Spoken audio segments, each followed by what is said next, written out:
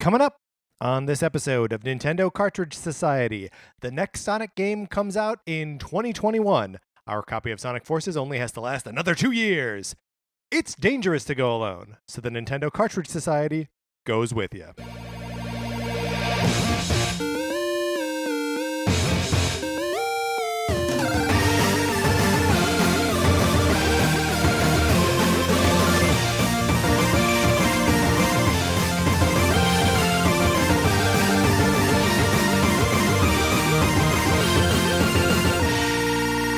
Welcome to Nintendo Cartridge Society. My name is Patrick Ellers. I am joined, as always, by my co-host, Mark Mitchell. We've got a good show for you today. We're going to be talking about the news from the week, including why we have no release date for Luigi's Mansion 3. And then on Thursday, we're going to be talking about our favorite games from 5, 10, 20, and 30 years ago. But in the meantime, Mark, how are you? Patrick, let me answer your question with another question. Yeah. I just ate 2 churros. Yeah. You just ate Two two churros. Right. How? I mean, I think we're doing right. pretty good. I don't think that was a question, Mark. Well, see, I was gonna set it up as a question, Right. But then it became too accusatory because it was gonna be how do you think I'm doing? Right. And that wasn't the tone that I wanted. So I You had to fool! Back, I've had 2 churros. so I backed out. How else could at I the last possibly be second. doing? I like a churro. Me too. I like a Hugo's Tacos churro the best, Mhm. which is where these churros came from. It's just it is the churro perfected. It's they're warm, they're soft, they got a good crunch. They're sweet but not too sweet, cinnamony but not too cinnamony. I think they pour the dough directly into the fryer, so they're Mhm. not pre-pressed and formed like a Disneyland churro. Which, don't get me wrong, I love a Disneyland churro, Right. but there's just something about the imperfection of a Hugo's taco that makes it more perfect. Am Am I being deep here? No, Am I you a deep thinker? You are, Mark. The deepest you've ever been, I think, on the show. Remember last week or 2 weeks ago when I was talking about what love is? This is your what is love moment. I feel vindicated. I'm glad I'm pulling my weight. Speaking of pulling its weight, if you would like to borrow my copy of Sonic Forces for the Nintendo Switch, you can do it. Only another 2 years left in the borrowing program. That's maybe not true. Maybe we'll do it forever. Who knows?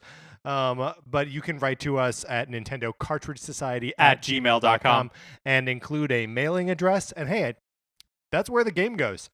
You put an address in that email, that's where the game goes. Yeah, there's a step in between where you wait on a list Yes, because fair is fair. that's right. And everyone has to wait their turn. Do you remember hearing those rumors that someone was trying to write a letter to Oprah and just wrote Oprah on an envelope and put it in the mail with postage, of course, and it got to her? I believe it. I mean, if you email us just Oprah, I'm gonna try to mail this thing to Oprah. I don't know if she has a Switch. Does Oprah have a Switch? No, I bet she doesn't even know how to use a telephone. Why would she? She's rich. People do that for her. I mean, she probably knows how to use an older telephone. That's true. She because probably at doesn't one know. time she was Right. a child. But maybe she's been rich for so long She that has she's been forgotten. rich for a long time. Someone should find out, does Oprah know how to use a phone?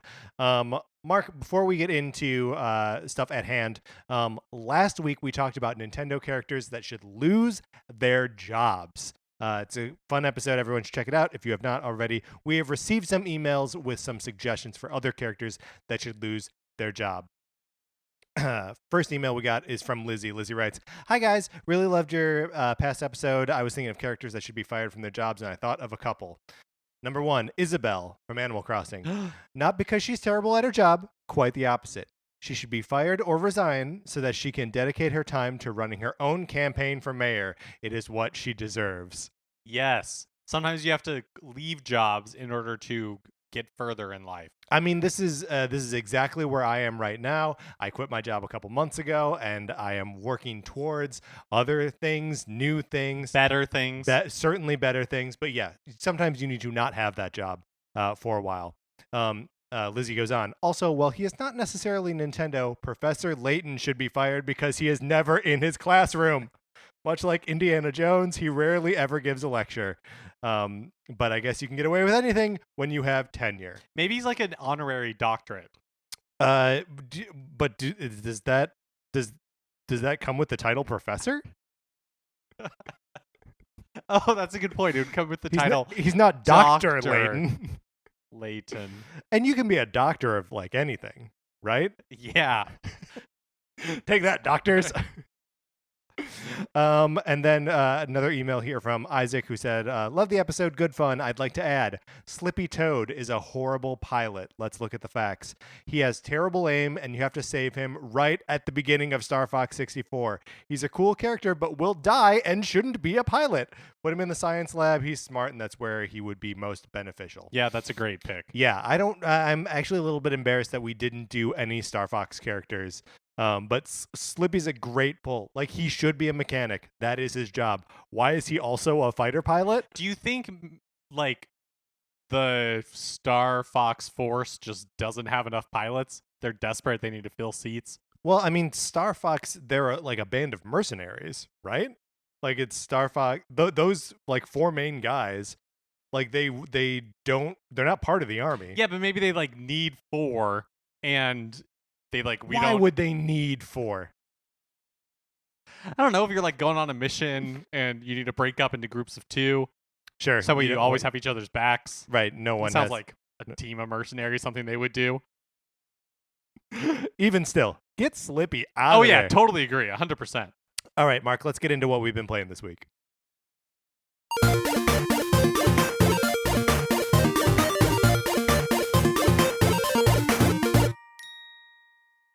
Finally beat Resident Evil 4 for the Switch. Really liked it. It's a great game. Mm-hmm. So at the end, the last boss is Sadler, and he like turns into a big spider thing. Not the most interesting boss fight. What are like the mechanics of this boss fight? It's been so long since. So I he's like a big like spider dude, and that part's kind of cool because the legs like come out of his body, so his body's just like kind of like suspended, hanging there. But it's another one of those like there's eyeballs on, so like many the legs eyeballs and on these so Resident Evil monsters, and then he gets like staggered. Then you run up and like really stab his eye. How are they growing extra eyes? It's just all part of the virus. I mean, I can buy like extra muscle mass or like weird tumorous growths, but like extra eyes, that's real. That is really seemingly something. On purpose too. Like that's not like a mistake. That's like, oh yeah, that is it's a the feature. desired effect. And then you do that a little bit, but you're on scaffolding. And so you're like running around. There's switches you can pull that like metal steel beams come flying and hit him. Oh yeah, and then you like run up again. Then after you do this for like you cause a certain amount of damage, then Ada Wong throws a rocket launcher down at you and then just blow him away. So it's not like the most exciting end to the game. Yeah. But then you have to get on a jet ski with Ashley. Yes. And like you have a finite amount of time to escape, and you have to just do some basic like left, right maneuvers, and always pushing forward on the stick so like the tidal wave doesn't. It's like the end of Metal Gear Solid. I died at least 15 times doing the jet ski thing. It should not have been that hard. Well, not only shouldn't it be that hard, it arguably shouldn't be part of the game, right? Like it's one of the you've done a boss fight, which is already a little bit outside of how you've been playing most of the rest of the game. But then you're on a jet ski for the first time ever, and they're like, "Here's a brand new challenge at the end of the game that has nothing to do with what you've done for the last 20 hours." I mean, why even make an adventure game that isn't going to end with like a countdown? That's and true. You having to escape. Yeah, that's right. But one thing I had totally forgotten about that's really cool in this game are the final credits. So as the credits are rolling, you have these like hand-drawn, well, I don't know if they were hand-drawn, but they look like hand-drawn in crayon, yes. illustrations of the like townspeople. And it starts out with just like their normal lives before the Las Plagas or whatever. Yeah. Before people start getting infected by it. They're just like going about their lives, and then the like music changes, and the next one is there's like a mysterious stranger shows up in town. No. And you see like their lives turn and how like the women start like neglecting the children and people are just transforming. Like it's really dark. It's really cool. It's weird that they blew through that story in the credits. Yeah. I don't remember that from my first playthrough. I know. I had totally forgotten about it. I wonder very if it's cool. part of the like was added during like the update, like for the HD version, or maybe. I mean, even when it was ported to like PlayStation and stuff. I think it was always in there, but I just totally forgot. The other thing I tried to check out was Separate Ways, the campaign with like Ada Wong. On the Switch version, they are definitely for the cutscenes. it's the PS2 cutscenes just like stretched. It's not up-resed at all. Oh, they look no. horrible. Oh, that's too bad. And then just for this separate paths thing? yeah, Okay. And then the gameplay is basically like what Ada Wong is doing Yeah. in this during like the parts of the story where she's not around. So at the beginning of the game, I guess spoilers here, but you're in the village, you're fighting, and then a bell gets rung, and all the villagers like go into the church. Yeah. Guess who rings the bell? Ada Wong. Oh, so it is not, as Leon posits, the bingo caller who's calling everyone for bingo. It's not. Yeah. Oh, all right. So I didn't make it that far into it because I just wasn't enjoying it that much. But that's Right. basically the gist of it. She has, I mean, like that different like weapons. And that's some can, like how did Han Solo get his last name stuff, where, hey, who rang that bell? Yeah. Oh, I guess it was Ada. Who cares? I also tried out. I was looking at the new releases, and a new release this week is a little game called Rain City, which I had never heard of before. But we all know that I really love rain levels in video games. It's like my favorite aesthetic. Yes. And the log line for this is like, in a city where it never stops raining. Perfect. I was like, yes, absolutely. Sign me up. And you moved to Los Angeles? Life is about choices. I don't disagree. How is it? How's the game? It's an adventure game. I think it's from a Japanese developer. Like, it's an indie game. It looks very much like a children's storybook. Okay. So it looks really neat. From what I could tell, there's not a ton of dialogue in it. So it's mostly just about like puzzle solving. Like, oh, I need to get into this room, so let me see like what's available. It looks very simplistic, but I enjoyed my time with it, so I think I'm gonna pick it up. It's only $7.58. Oh, well then you So, have like, to why buy it. not? Yeah, you have to. So I don't want to like oversell it too much. But I But for thought the demo- $7.58. Exactly. Right. Yeah, but I'm sure it delivers what it promises. It was very fun. I liked what I played of it. Well, and there's a demo available, so if you're interested in checking it out, you can do the same. Mark, not looking at new releases at all. I have mentioned before, Sarah and I have been playing Super Mario 3D World, a game which remains fantastic. But we had gotten the save file that we had started a couple weeks ago to the point where all we had left was Champions Road, which is the final level. Like you beat Bowser, and then it goes up into like another level where you have to do Bowser again, and then you beat that, and then there are 4 worlds of like additional challenges, and the 4th world contains just 3 things: a really hard Captain Toad level, a really hard challenge house. They're called mystery houses. It's got like 30 stars in it. I think you played that with us once. And then this level called Champions Road, which is just so hard. It is like perfect platforming required, perfect timing, no items in it. It's incredibly difficult. And every time that we've attempted it in the past, we get through like the first 3 sections of it and then like just beef it on the 4th. Or even on the 3rd, depending on how you're breaking up the sections. So we were like, okay, this is the only thing we have left to do in this game. Let's figure it out. So Thursday night, spent some real time like playing it, dying, losing hundreds of lives trying to do this. And then we're like, okay, put it to bed. We can't do it. Friday night, we're like, okay, let's try this again. Hundreds of lives. Couldn't do it. Saturday. Hundreds of lives, but we did it. For the first time ever? For the first time ever, beat Champions Road with Luigi and Rosalina. I'm playing Luigi, she's playing Rosalina. And I have to be Luigi, otherwise I literally don't know how you're supposed to make some of those jumps. And her playing as Rosalina. And when we got to the end of it, we were like, okay, pause it a second. Because part of the goal of the game is to finish all the levels with all 5 characters.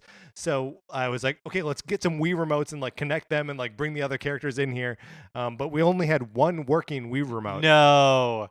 So we brought 1 more character in, like a dummy Mario, right, to finish the level. And so we did with those 3. And then we were like, okay, I need to be Luigi to do this. And she was like, I need to be Rosalina to do this. So we did it 2 more times with 2 more dummy characters, but we did it. We have finished Super Mario 3D World after the game being out for 6 years. I have finally finished it. Done everything there is to do in the game. Gotten every star, every stamp. I feel so accomplished. That is amazing. And that final level is so hard. It made me think that we should do some sort of either like conversation or something about like those ultra challenging levels at the end of Mario games. Just because it's so. You could talk forever about just the individual challenges in each of those and like what it takes to actually do one. And like, there's one of those in Mario Odyssey. There's one of those in Galaxy 2. And there's one in Super Mario 3D World that I have now beaten. That's awesome. It felt great. Too bad there's no Miiverse for you to share your victory on. Yeah, I know. And there's no way to I can't like capture anything on that.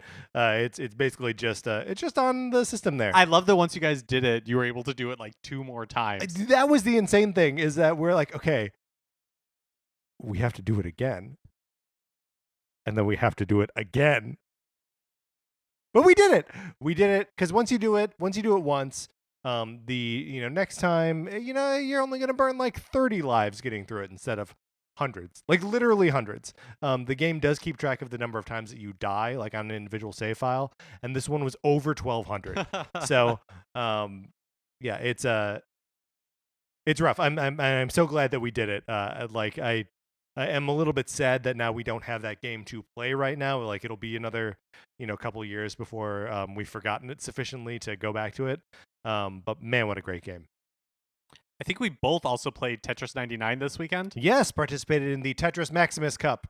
How'd you do? I got those 100 points. Yeah, no reward for it. No. You did fill up a bar once. It's so weird that it fills up the bar to 100 one time, and then that's it. Yeah, you can continue to get points, right? But the bar doesn't go anywhere. Yeah, and it keeps a running point. I guess you would have to, because that's how you would qualify to get the 999 gold coin. Yeah, Sarah and I finished up the weekend with like 1,600 points or something like that. But I don't expect that we'll be in the top 1,000 players.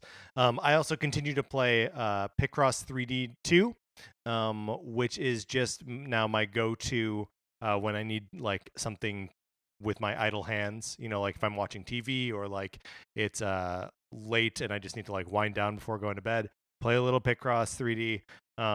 I think I may prefer it to regular Picross at this point, because regular Picross is great, but there's no intuiting in regular Picross. Like you can't look at it and be like, oh, I bet there's a line over here.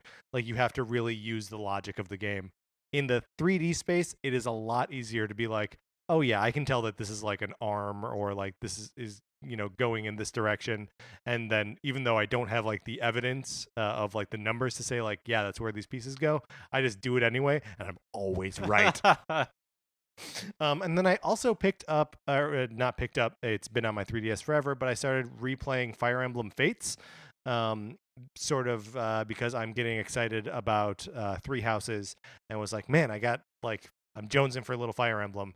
So more on that as I play more, but it's amazing to me how good the production values are in that game. Like the cutscenes all look really good. They're pretty well acted, and the music is great. So it makes me very excited for the new one. All right, that's what we've been playing this week. Let's get into the new releases and what we might be playing next week.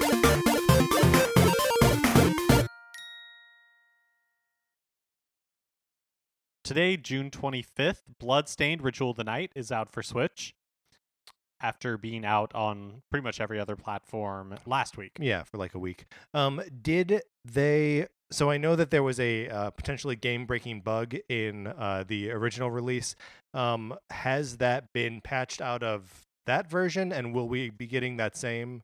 Do we know? So the game-breaking bug happened because, like, before version, I think it was 1.0.2 was released, people could play, and then when 1.0.2 was released, then if you had any progress, all the areas after that, it's like the chests were reversed. So if they were open before they're closed down, if they were closed before they were open. And so it like prevented people somehow from progressing. Yeah. So I don't know that that'll be an issue here because that patch has already been released. Do you know what I mean? Yeah. So like on Switch, people won't have an opportunity to have like not progressed download that far. That patch.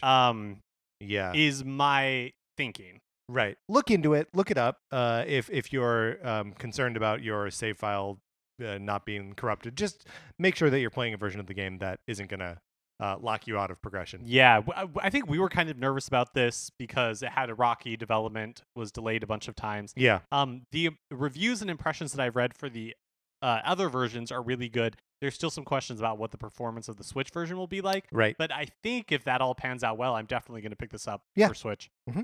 Also today, Devil May Cry is out on the Switch eShop. Now again, this is just the original Devil May Cry. Yep. This is not DMC. This is not any sort of reboot or collection or even a remaster. This is just Devil May Cry. This is a game that you could have picked up on your PlayStation 2 in like 1996 or something. So enjoy it. Yep. On June 27th, Sega Ages Virtua Racing is out, and Sega Ages Wonder Boy and Monster Land is released. Also, Rain City, which I mentioned previously that I will be picking up. What happened to the Virtua series? Are they still making those games? I don't think so, because I think we've moved so far past Virtua. Yeah, reality. I mean, now we know that there's an L belongs at the end of that word. And then on June 28th, of course, Super Mario Maker 2 is released. Woo! I've already downloaded it. Have you really? It is locked and loaded. Yeah, I ended up buying those like vouchers you can get if you're part of Nintendo Switch Online, where you spend $100 and you can download 2 Nintendo first-party titles. Yeah. Do you know what your other game is going to be? I was looking at like the ones that we know for the rest of the year, not even including Luigi's Mansion 3. And I think I have to buy. I think I'm going to end up buying 4 pair of vouchers. Well, yeah, because we got Fire Emblem if you're interested in that, Marvel if you're interested in that. Both Dragon Quest games count because they're Nintendo published. So Dragon Quest 11 and Dragon Quest Builders 2. Link's Awakening, one of the Pokemon games. I feel like maybe there was something in there I'm forgetting, but yeah, pretty much. Yeah, that's a lot. That's a lot. So I don't know. I guess I'll probably use the other one on Marvel. Yeah, as that's the next game out. But I think they, at least right now, that they will stop selling them at the end of July. So I'm just going to drop like $400 or something on these vouchers. Hey, man. In the next month. You got to do what you got to do. I will do the same. Interesting note about Super Mario Maker 2. It doesn't support button controls when making levels in portable mode.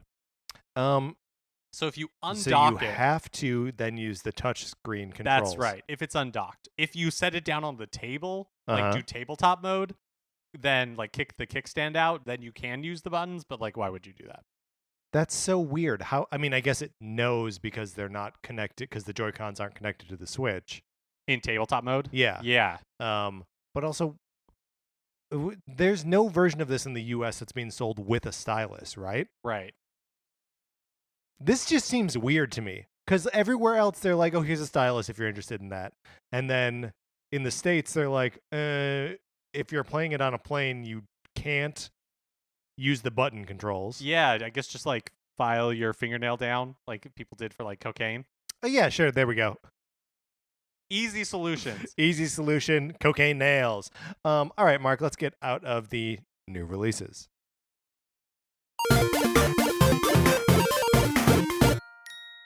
Now it's time for a regular segment on our show. It's time for 433. In 1952, American composer John Cage wrote a piece called 433, wherein a performer or a group of performers didn't play their instruments for 4 minutes and 33 seconds. For the purposes of this show, our instruments are talking about Nintendo. So, for the duration of one performance of 433, Mark and I will talk about something not at all Nintendo related, thus fulfilling the contract of the piece. Mark, today the question posed to us is, if you were a sitcom character, what would you be? What would make? Why is your character famous? Why would your character be famous? We're of course talking about like a Steve Urkel type. I knew that this is what was driving this question. Or like Sheldon from Big Bang Theory, where it's like, oh, Patrick, you're famous because of the sitcom character you portray, and the sitcom character's shtick is the following. Sure. Or like you're Kramer, right? Yeah, and you're exactly. always like bursting in through doors. You've got high hair. This is a tough question. What do you?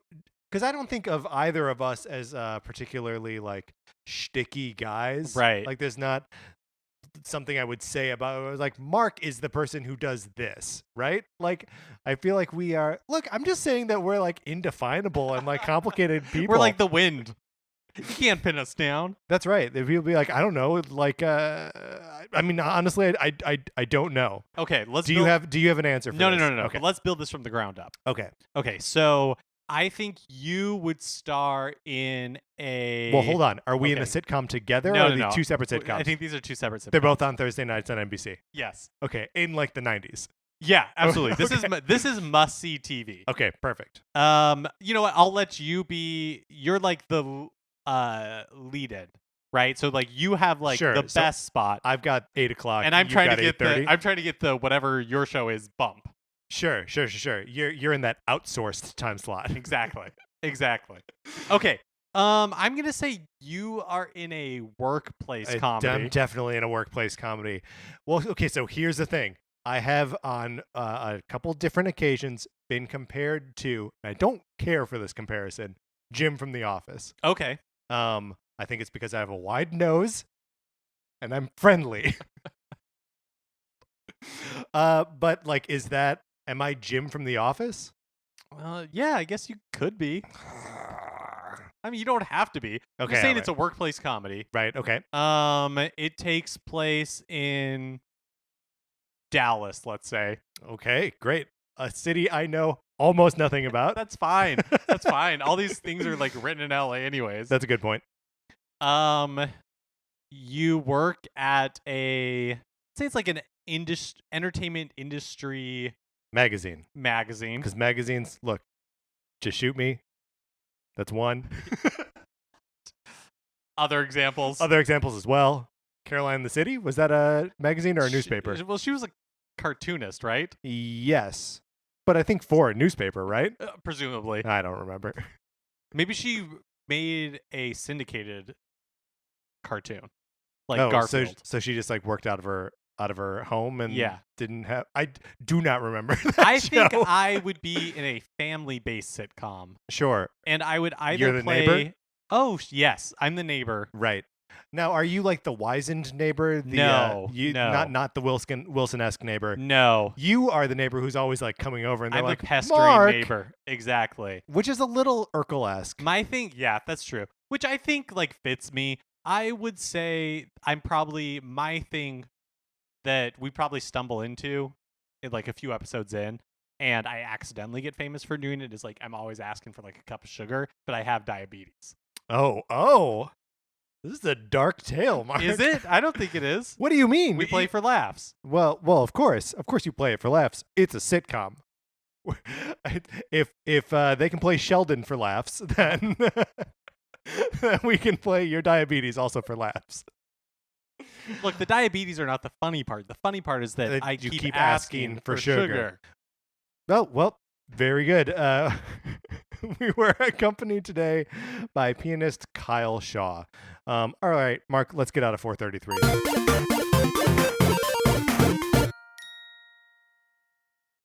And into the news, of course. So one thing missing from Nintendo's E3 was a release date for Luigi's Mansion 3. Yeah. Which was a little bit weird because I think we got release dates for literally every other Nintendo first-party title except for Luigi's Mansion 3. Yeah, and it's especially weird because Pokemon's release date is so late, right? It's November 15th or 16th or something like that, which brings us up to almost the end of the year. And I would imagine that they're aiming for earlier than that. But yeah, and there's like a hole in their calendar for October in general, which seems like a natural fit for it. Because of Halloween and ghosts.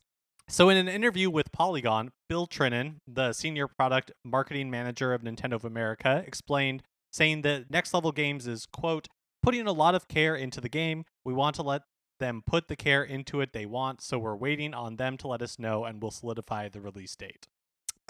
Interesting. You say it's not as far along as, I mean, not far along, but I guess they just need more time to polish it. It's interesting, like you were saying, that Pokemon, they're like, no, we are planting our flag, and Right. we're going to hit this date no matter what. Whereas Luigi's Mansion, I guess, potentially could just slip to next year. Yeah. I mean, I actually wouldn't be surprised if it did. Obviously, we saw that already with Animal Crossing. But like we both played Luigi's Mansion at E3, and no one was playing Animal Crossing. So, yeah, I mean, there's a lot of game there, and if they need more time with it, they can take the more time, I guess. It's just it seems like Nintendo has been insistent that like it is a 2019 game, and made such a specific point to say that Animal Crossing would be delayed until next year. That it's just weird that they're like, but we don't know when this one is coming out. Yeah, it'll be interesting to see how this plays out. Yeah, I wonder if like right now they're just kind of like the earlier the better, but it comes out when it comes out. And maybe this is pure speculation on my part. They don't see it as like a major system seller. Do you know what I mean? Like, I think Luigi's Mansion is a respected franchise. Sure. But I don't know that it's an enormous franchise. So if it does end up falling into the Super Smash Brothers Ultimate spot, like early December or something like that, which like, it won't is a big necessarily system seller, though. Right, but I'm just saying, like, that one, obviously, like, they were very vocal. They wish that would have come out sooner. Sure. But I'm just saying, I wonder if it falls into December or closer to the end of 2019. They're not as concerned with it because they weren't expecting it to, like, push a lot of systems anyways. Yeah, and it is kind of just possible that, like, Nintendo doesn't have the keenest grasp on, like, what their system sellers are at this point. Because, like, and again, maybe this was just our experience at E3, because E3 is a place where there are enthusiasts and press and all of that. But like, they did not expect Link's Awakening to be as big of a draw as it was. Yeah, I was really expecting that to be positioned as like the big holiday game. Yeah. But I also think from their perspective, it does make sense to treat it more as like a minor release. Counterpoint to what we said last week, where we're like, but it's a new Zelda game. It's like a remake of a Game Boy game. Yeah, that, like, from, like, I could 30 see, years ago, I could yeah. see why they would think like this is more niche than something like Luigi's Mansion 3 or Pokemon. Yeah, totally. And it certainly is more niche than Pokemon, but Pokemon's a behemoth. But it seems like it's definitely a bigger deal than Luigi's Mansion, right? Yeah, I agree. From NPD, we found out the top 10 best-selling third-party games on Switch so far. So this is different from the list of best-selling Wii games from last year. That's right. Okay. And so this is just for North America. Mm-hmm. Third-party only. Yes. Number 1, Mario plus Rabbids Kingdom Battle.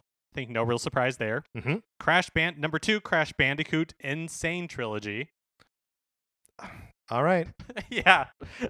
3, Diablo 3 Eternal Edition. Mm-hmm. 4, Just Dance 2019. 5, Just Dance 2018. Man. Number 6, Lego Marvel Superheroes 2. Number 7, Lego The Incredibles. Number 8, NBA 2K18. Number 9, Monster Hunter Generations Ultimate. And number 10, FIFA 18. So best represented on this list is Ubisoft, right? Mm-hmm. Because they've got 2 Just Dance games and the number 1 Mario plus Rabbids Kingdom Battle. But also Warner Brothers with 2 Lego games. Also Activision Blizzard, because they have Crash Bandicoot and Diablo 3. Great point. It's just so weird. Those aren't necessarily names that I associate with Nintendo. I mean, I guess kind of outside of Ubisoft that they have like made an effort really this year or this generation. Yeah, I also think it's just interesting because this is obviously just physical games, so no digital only releases. Like, I'm surprised Minecraft isn't on here, but maybe a lot of those are selling digitally. Maybe these games have sold way more than I expected them to. Like, I'm kind of surprised like Skyrim isn't on here. Yeah, that's Doom. a good point. Yeah, there aren't Bethesda games on this list. Yeah, and they have to be doing well enough that they keep doing warrant like continuing to release those games. So I obviously have no scale as to how successful something like Mario plus Rabbids Kingdom Battle has been. I tell you what, seeing Lego Marvel Superheroes 2 and Lego The Incredibles on here, do you recall my E3 prediction that Rocksteady was going to have, or no, not Rocksteady, WB Montreal was going to have something in the Batman universe, and it was going to come to Switch at the same time. That still obviously didn't happen, but I'm keeping that dream alive. That whatever the next Batman game is, or the next game like that from either Rockstar or WB Montreal, will also come to Switch. We talk a lot about Sonic Forces. We do. I mean, there are days when we do this show that I'm like, do we need to keep talking about Sonic Forces? Or like, can we just like put it in the episode description and like if people want to participate, they can? Or stop soliciting emails. I've got a list. The list is too long as it is. Do we need to take up time every week with this bit? And I wonder if it's like the movie Coco, where if somebody doesn't like remember Sonic Forces, it will cease to exist. Yeah. And so we are like putting it up on the Ofrenda? Yes, exactly. And so Sonic Forces, you're welcome. We remember you. So dear listener, you might be wondering, when are they going to stop talking about Sonic Forces? And the answer potential is in 2 years. Sonic Team boss in an interview with Game Informer, his name is Takashi Izuka, said that 2021 will be the, quote, the next big year for Sonic, coinciding with the 30th anniversary of Sonic the Hedgehog. We are, quote, we are preparing now. So there we go.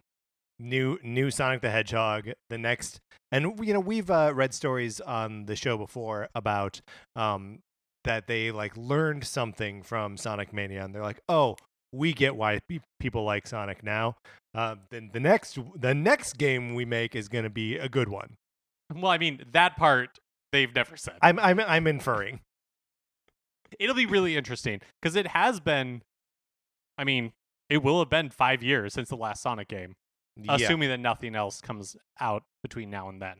Right, but this is supposed to be the big deal. It's interesting to hear a developer say that they are, especially 2 years out, making plans for a game's anniversary. Because I feel like we always just stumble into those.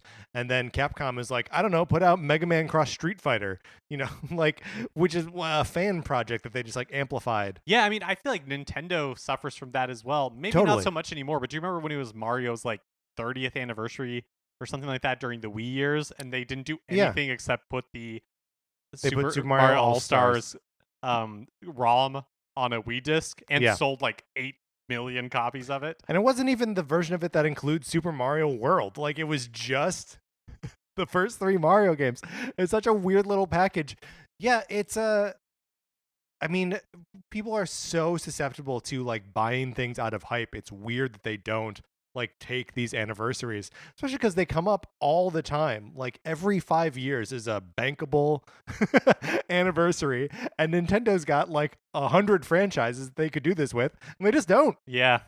Missed opportunity. Money on the table. Mm-hmm. With Fire Emblem 3 Houses absent from the show floor at E3, there's a surprising amount about this game that we don't know yet. Yeah, stuff we don't know. Luckily, the card for the Japanese download version of the game reveals a few details. Okay, so this is like the thing that you could buy in the store that includes your download code.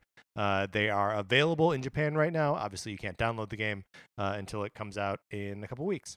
So we found out that a Nintendo Switch Online subscription will be required to access some features of the game. At the moment, the only known online feature is seeing what decisions other players made at the specific points on the in-game calendar. Yeah, so like there'll be things where you have to decide like who you're allying yourself with or actions that you're going to take. And so right now, the only thing that we know online will do is let you see the choices the choices your friends make. We also know there's going to be Amiibo support. Amiibo! They haven't announced any new Amiibo yet, but it looks like some of the old ones will be compatible. Mm-hmm. What do you think? You think they're going to do Amiibo, like new Amiibo for this? Or does it kind of feel like they're quietly sunsetting Amiibo? I feel like every time we say that, they end up revealing like a new wave. But yes, I do I do think it feels like Amiibo is kind of sunsetting. Yeah, like obviously we're getting all of the Smash characters and the Smash DLC characters as Amiibo, but that sort of feels obligatory at this point. Like you can't do 79 Amiibo and not do the last like 3, you know? I would like to see a Luigi one. Yeah, a Luigi amiibo would be great. We are getting a Link's Awakening amiibo, which is adorable. But like that was the only new one that was announced at E3 this year. So yeah, we'll see. The game will also have downloadable content in the form of missions, paralogs, and outfits. Mm-hmm. Have they announced a like season pass for it? They have not. Interesting. No. So what the actual what form this will take is still sort of mysterious. The last couple Fire Emblem games have had a lot of extra missions and these paralogs, which are like sort of interstitial, like it's taking epilogue and just like an in between sort of like side mission, just sort of free support for a long time after their release.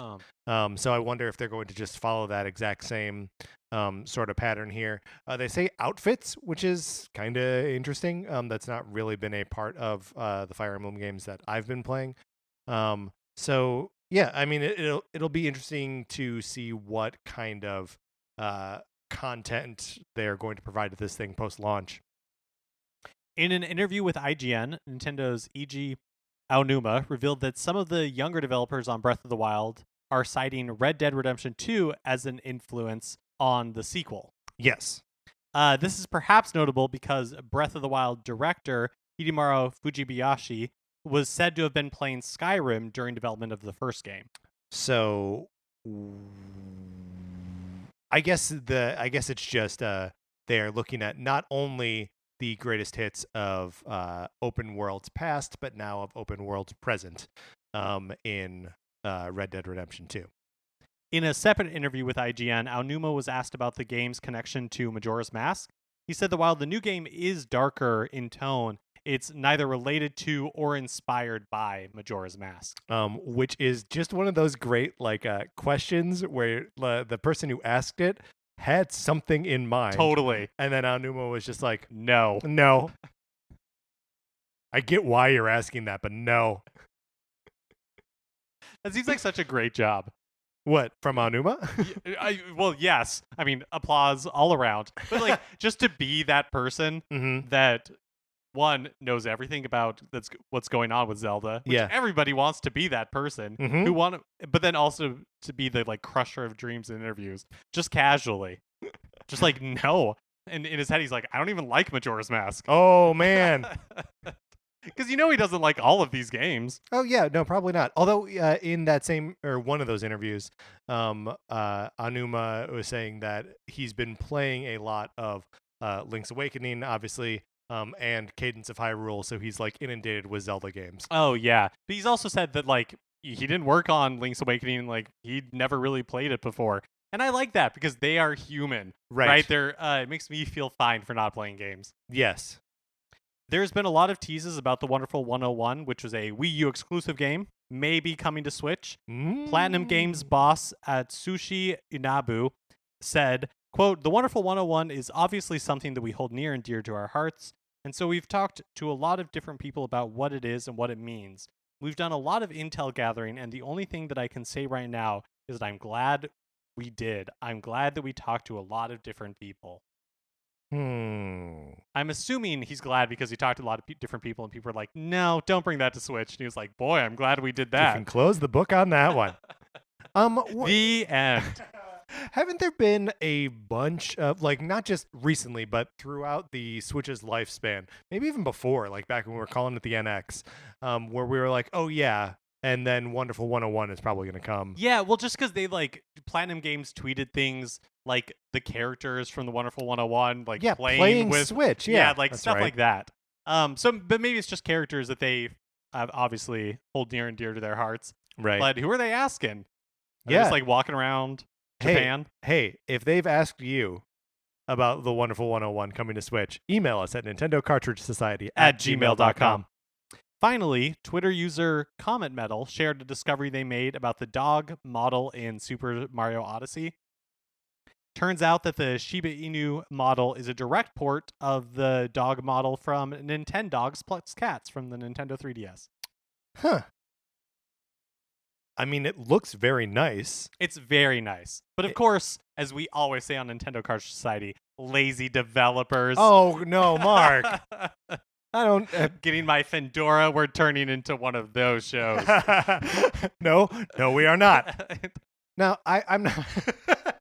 I'm not totally about making straw man arguments against people who are saying lazy developers. Uh-huh. But I'm also not above it. What is the tone of this like news? Is it are we talking about it because people are upset? No. I think it's just a fun fact.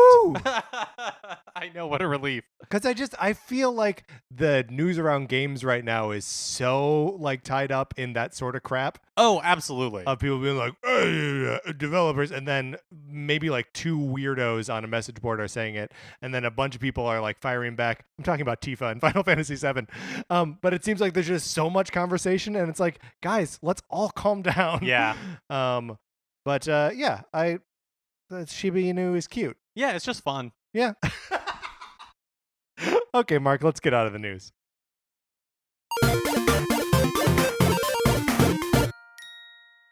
Okay, that's going to do it for this episode of Nintendo Cartridge Society.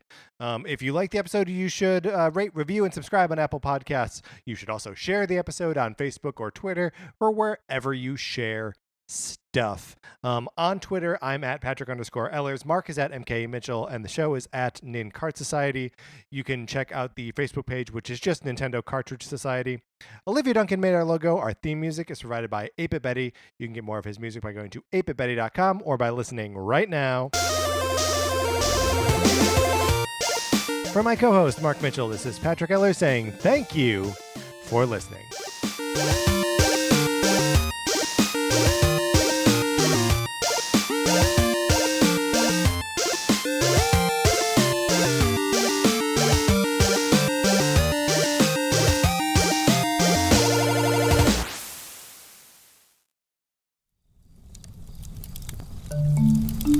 Campfire.